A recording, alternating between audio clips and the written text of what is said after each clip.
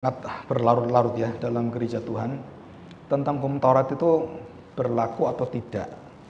Dan jelas sekali Tuhan Yesus mengatakan bahwa dia tidak meniadakan, artinya menghapuskan Taurat. Dia adalah menggenapi. Jadi begini saudara, berlakunya hukum Taurat dan fungsi hukum Taurat. Dan kita tahu Tuhan Yesus bertanya, apa sih inti dari hukum Taurat? Itu kasih. Betul kan? Jadi hukum Taurat dengan kasih itu setali tiga uang. Inti dari Taurat itu mengasihi Tuhan dan mengasihi sesama seperti kita mengasihi diri kita sendiri, dan itulah hukum Taurat. Jadi satu kalimat dari ringkasan hukum Taurat itu adalah hukum kasih. Jadi tidak ada yang mengatakan bahwa Tuhan itu menghapuskan hukum Taurat. Tidak.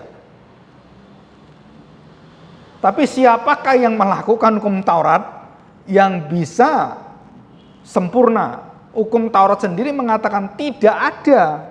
Kenapa tidak ada? Harus ada korban binatang yang menyatakan bahwa kita ini akan ditebus dan disempurnakan oleh pengorbanan ini. Jadi hukum Taurat itu menuntun orang kemana? Memberikan persembahan kepada yang sempurna itu. Dan pengorbanan itu, binatang itu adalah binatang yang akan Tuhan utus, Sang Mesias itu. Jadi hukum Taurat itu jelas sekali. Jadi posisi jelas. Jadi fungsi hukum Taurat adalah menunjukkan kepada yang sempurna. Dia tuh seperti cermin yang memberitahukan pada kita, oh ini loh kamu wajahnya ada buruknya ini, modelmu seperti ini, dosamu seperti ini. Itu seperti cermin, seperti bayangan. Nah, supaya kita bisa dibersihkan, hukum Taurat tidak bisa membersihkan itu. Dia membutuhkan binatang yang tidak bercacat celah membersihkan dosa mereka. Dan imam besar yang melakukan itu. Bisa ngerti ini ya?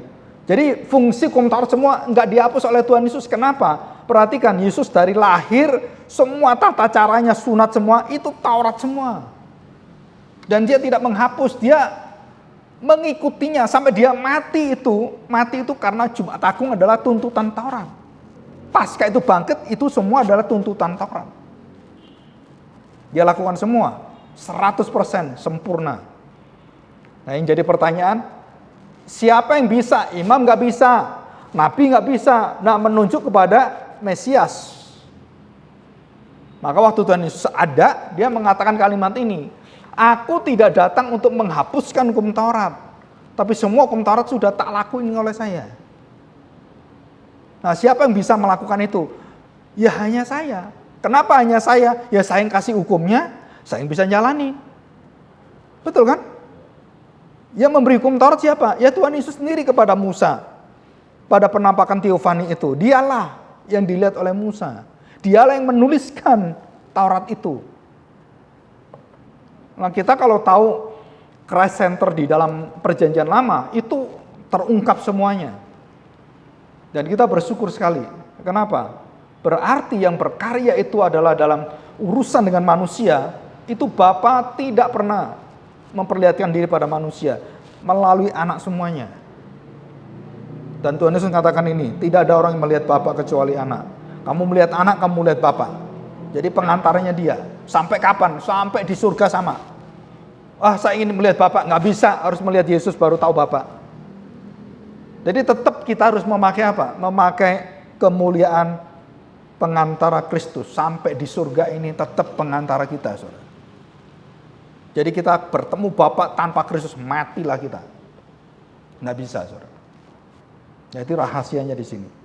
Jadi kalau ada orang mengajar bisa seperti itu, nggak bisa. Jadi Taurat adalah bayangan. Taurat itu hanya menunjukkan, hanya menelanjangi kita sebagai orang berdosa.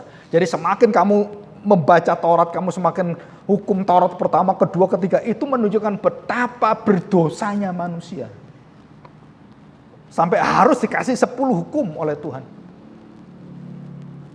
Ya, 10 hukum Taurat ini seimbang, sederajat dengan hati nurani kita. Itu dalam Roma pasal 2. Jadi orang tidak ada Taurat gimana Pak? Hati nuraninya jadi Taurat.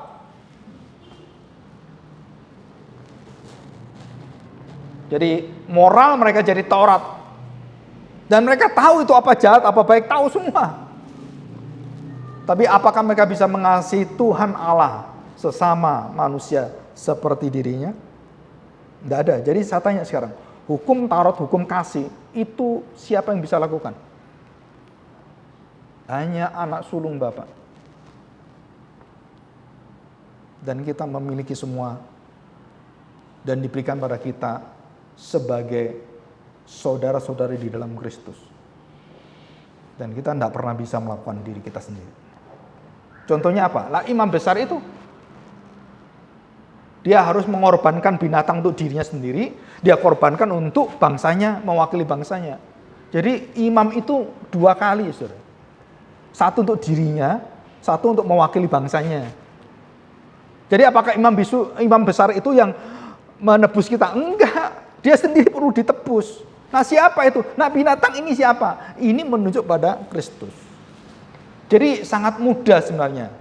Kalau kita memegang Kristus, semua terbuka. Kalau kita nggak percaya Kristus, muter kita. Seperti bangsa Israel sekarang, muter dia. Dan saya bersyukur sudah ada sekitar hampir 100.000 lebih orang Israel berjuang untuk Kristus. Dan di Israel sekarang. Ya, ada perkumpulan Christian for Israel. Dan beberapa ada di web itu ada, saudara bisa lihat itu. Dan mereka sangat luar biasa, anak-anak muda semuanya. Ya, kita bersyukur sekali. Oke, terima kasih bisa terima ya. Ya.